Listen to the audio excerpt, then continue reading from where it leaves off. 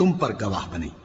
اور جس قبلے پر تم پہلے تھے اس کو ہم نے اس لیے مقرر کیا تھا کہ معلوم کریں کہ کون ہمارے پیغمبر کا تابع رہتا ہے اور کون الٹے پاؤں پھر جاتا ہے۔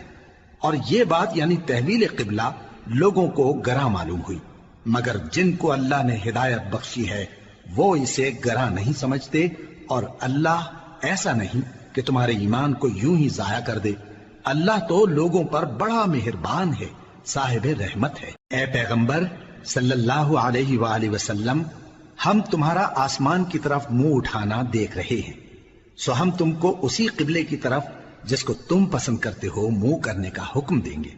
تو اپنا منہ مسجد حرام یعنی خانہ کعبہ کی طرف پھیر لو، اور تم لوگ جہاں ہوا کرو نماز پڑھنے کے وقت اسی مسجد کی طرف منہ کر لیا کرو۔ اور جن لوگوں کو کتاب دی گئی ہے وہ خوب جانتے ہیں کہ یہ نیا قبلہ ان کے پروردگار کی طرف سے حق ہے